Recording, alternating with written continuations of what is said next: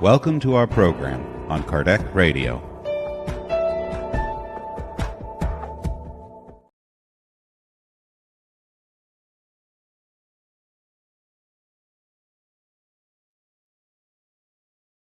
Hi friends, today we are back with our beautiful book Living Spring by Emmanuel through Chico Xavier.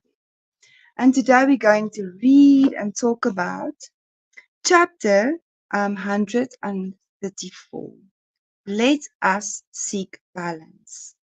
And it says, those who claim to abide in him must also live in as he did. And it's John, 1 John 2nd verse 6. Although you should walk without fear, do not be imprudent under the pretext of cultivating fearlessness. According to the divine master, if we devote ourselves to the gospel, let us seek to act according to the divine master, the master standards, which never gives way to timidity.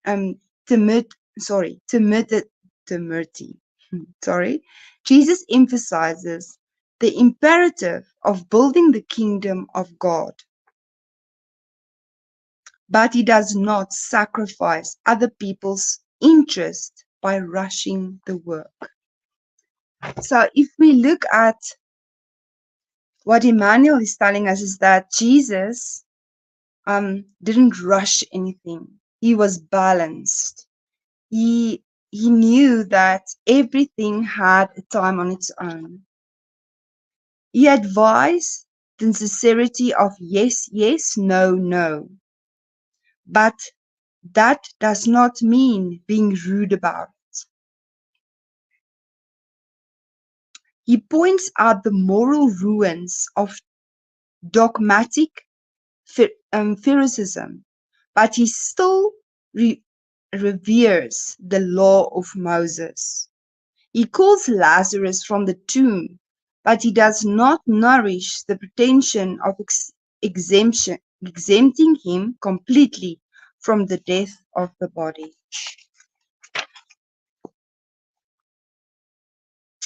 Aware of the power with which he has been vested, he does not despise political authority. We should govern according to the necessities of the people. And he teaches that one should render unto Caesar what is Caesar's, and unto God what is God's. Arrested and condemned to death, he does not waste time on boasting, in spite of knowing the devotion with which he is followed by angelic entities. Let us heed the divine model. Let us remember it by fulfilling our duty with faithfulness and courage.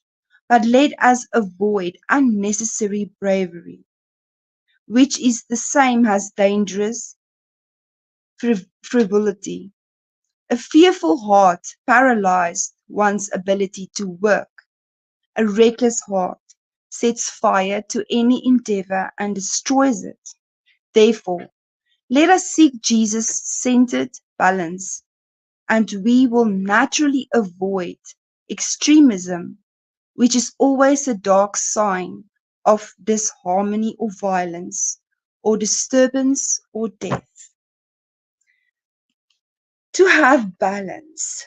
If we look at balance, and Emmanuel is showing us the way that Jesus had balance. He was balanced in his way of being, balanced in the way that he did everything.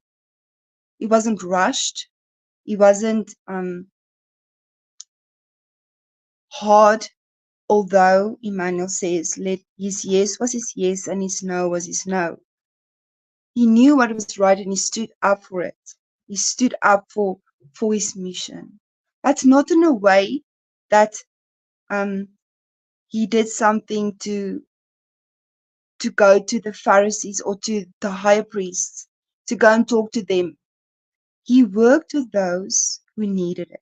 And I think if we look at ourselves, beloved friends, we should see the balance in ourselves, to be in this calm, to know that everything that we do should be in a loving mindset. Even like he says, being kind, but no is no and yes is yes. And to inspire, not to enforce, like Emmanuel says, to inspire goodness, to inspire the teachings, to inspire everything that is good, to inspire beautiful teachings of Jesus through Spiritism. And if we know that it is always supposed to be loving, inspired, loving, and through our acts, the way that we are, the peacefulness in everything. And balance is also to, like Jesus did, he worked, but he also took time to commune with God. And we should have that balance as well, to commune constantly with God so that we will be encouraged to work more and to be more productive in what we do. So let's look at balance this week and see where we are with the balance in ourselves, in the way that we perceive these teachings and everything that we do around us. Is there a type of balance in ourselves to not to enforce, but to inspire through love and through teachings? Thank you so much for joining me today, beloved friends. May God bless you. Until next time. Bye bye.